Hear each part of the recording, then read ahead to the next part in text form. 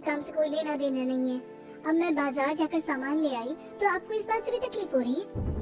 देख रही हो माँ जी अपनी बेटी की जुबान कैंची से भी तेज चलती है। और मयंक आप तो कुछ कहेंगे नहीं अपनी लाडली बहन को। रेशमा अपनी भाभी से ऐसे बात नहीं करते। चलो माफी मांगो। भैया मैं क्यों माफी मांगू? आप भाभी से बोलिए ना कि हम पर कम हुक्म चलाया करें। हम इस घर की बेटियां हैं और आपकी पत्नी की ननद है, नौकरानी नहीं। लो कर लो बात। इनकी भलाई के लिए कुछ भी बोलो तो इन्हें बुरा लग जाता है। इस घर में यही इज्जत है मेरी। देख लो माँ जी आपकी बेटी किस लहजे में मुझसे बात कर रही है। सविता वहाँ से चली जाती है। मयंक को बहुत गुस्सा आता है, वो भी वहाँ से चला जाता है। फिर करिश्मा रेशमा को समझाती है। रेशमा तुम्हें भाभी से माफी मांग लेनी चाहिए थी ना। लेकिन दीदी मैंने कुछ किया ही नहीं तो मैं माफी क्यों मांगू? हाँ करिश्मा दीदी, रेशमा दीदी जैसे ही घर में आई भाभी ही उन पर चिल्ला रही थी। हाँ मैं मानती हूँ कि गलती भाभी की थी। मैं तो इसलिए बोल रही हूँ कि भाभी ने माँ को तो पूरी तरह अपने वश में कर लिया है। वो हमारी बात सुनती ही नहीं। मयंक भैया हमारे लिए हमेशा खड़े रहते हैं, इसलिए उनकी बात का मान तो तुम्हें रखना चाहिए था ना। कोई फायदा नहीं दीदी, कुछ दिनों की बात और है, भाभी उन्हें भी हमारे खिलाफ भड़का देंगी। फिर वो भी माँ की तरह हमारी किसी बात का विश्वास नहीं करेंगी। इसी तरह सविता अपनी तीनों ननदों को किसी न किसी बात पर परेशान करती रहती थी। एक दिन मयंक अपनी तीनों बहनों के लिए गिफ्ट लाया। करिश्मा ये तुम्हारे लिए हार का सेट, रेशमा तुम्हारे लिए सुंदर सी ड्रेस, और मनीषा तुम्हें किताबें पसंद है ना, तुम्हारे लिए किताबें लाया हूँ। थैंक यू भैया। थैंक यू भैया। थैंक यू भैया। करिश्मा तुम्हारा नेकलेस कितना सुंदर है, ये भैया कहाँ से ले आए होंगे? मैंने भैया को 3 दिन पहले फोन पर ये डिजाइन दिखाया था और आज भैया ये ले आए। सविता तो अपनी ननदों की गिफ्ट्स देखकर जल गई और करिश्मा का नेकलेस तो उसे भी बहुत पसंद आया था। अपनी बहनों के लिए कितना अच्छा नेकलेस लेकर आए हैं, मुझे कभी कोई गिफ्ट नहीं किया। मैं आज ही ये हार चुरा लूंगी। रात में सविता करिश्मा का हाथ चुरा लेती है और इसी तरह उसे अपनी ननदों की जो भी चीज अच्छी लगती वो उसे मांगती नहीं बल्कि रात के अंधेरे में चुरा लेती। इसी तरह दिन बीतते गए और सविता ने मयंक के दिल में भी उसकी बहनों के लिए नफरत पैदा कर दी। एक दिन मयंक ने करिश्मा और रेशमा के लिए रिश्ता देखा और ये बात उसने घर में सबको बताई। माँ करिश्मा और रेशमा के लिए बहुत अच्छा रिश्ता आया है, वो लोग कल इन्हें देखने आ रहे हैं। आप और सविता मिलकर सारी तैयारी कर लेना। ये सुनकर करिश्मा और रेशमा खुश हो जाती है, लेकिन सविता सोचती है अगर इन दोनों बहनों की शादी हो गई तो घर और बाहर का काम कौन करेगा? मनीषा तो 1 नंबर की कामचोर है, उससे तो किसी बात की उम्मीद लगाना ही बेकार है। मुझे इस शादी को रोकना होगा। अगले दिन सभी लड़के वालों के स्वागत की तैयारी करने में लगे होते हैं। तभी मयंक अपनी बहनों से आकर कहता है, तैयार हो गए तुम दोनों? देखो दोनों लड़के बहुत अच्छे हैं, मैं कोई कसर नहीं छोड़ना चाहता, इसलिए तुम उनके सामने अच्छे से बिहेव करना और अपनी भाभी से लड़ने मत लग जाना।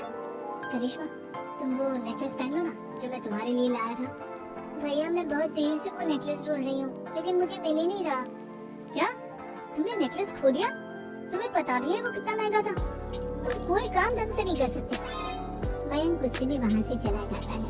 थोड़ी देर बाद लड़के वाले भी आ जाते हैं। वो दोनों बहनों को पसंद कर लेते हैं और रिश्ता पक्का हो जाता है।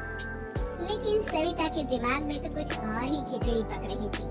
वो पंडित जी के पास करिश्मा की कुंडली लेकर जाती है और उन्हें पैसे देकर करिश्मा की कुंडली बदलवा देती है। जब लड़के वालों के पास करिश्मा की कुंडली जाती है तो वो दुर्गा को फोन करती है। बहन जी हमने करिश्मा की कुंडली अपने पंडित जी को दिखाई थी। आपकी बेटी की कुंडली नहीं बल्कि दोषों का पिटारा है। देखिए मैं और मेरे पति इन सब बातों में बहुत विश्वास करते हैं, इसलिए हम आपकी बेटी से अपने बेटे की शादी नहीं करा सकते। इस तरह करिश्मा का रिश्ता टूट जाता है और सभी घर वालों को बहुत दुख होता है। अब कविता सोचती है चलो करिश्मा का तो रिश्ता टूट गया, अब रेशमा का भी रिश्ता तोड़ना है। क्या करूं? अब सविता आवाज बदलकर किसी अननोन नंबर से रेशमा के होने वाले ससुराल में फोन करती है।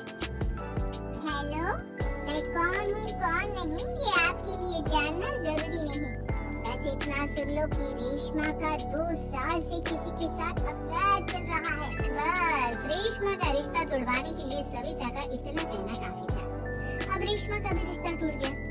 मयंक और दुर्गा देवी ने रेशमा को खूब खरी खोटी सुनाई और उससे बार बार उस लड़के के बारे में पूछने लगी।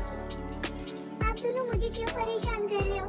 अरे कोई लड़का होगा मेरी लाइफ में तो मैं बताऊंगी ना। जब कोई है ही नहीं तो कहाँ से लाऊं मैं कोई लड़का? तेरे होने वाले ससुराल वालों को फोन किसने किया था? माँ मैं नहीं जानती किसने फोन किया था, मैं सच कह रही हूँ। मैं तो पहले ही कह रही थी इसकी लगाम खींच कर रखो, लेकिन मेरी सुनता ही कौन है? आप चुप रहिए भाभी, ये सब आपका ही किया धरा है। अब तीनों बहनों को विश्वास हो जाता है कि ये सब उनकी भाभी ही कर रही है। तीनों बहनें अपनी भाभी को सबक सिखाने के लिए एक वकील कर लेती हैं और घर में हिस्सा मांगा। देखो भैया, माँ बाप की जायदाद में जितना बेटों का हक होता है उतना ही बेटियों का, इसलिए इस घर के 4 हिस्से होंगे और हमें अपना हिस्सा चाहिए। मैंने तुम्हारे लिए क्या क्या नहीं किया और तुम इस घर में हिस्सा मांग रही हो? भैया आप और माँ हम बहनों की कोई बात नहीं सुनते हो और भाभी हमारी शादी नहीं होने देगी क्योंकि उन्हें लगता है कि आप हमारी शादी में ज्यादा पैसा लगाओगे और उन्हें हम जैसी फ्री की नौकरानी कहाँ मिलेगी। तो हम भाभी के साथ तो रह नहीं सकते, हम बहनों को अपना हिस्सा चाहिए। अरे तुम्हें शर्म आनी चाहिए अपनी भाभी पर ऐसा इल्जाम लगाते हुए।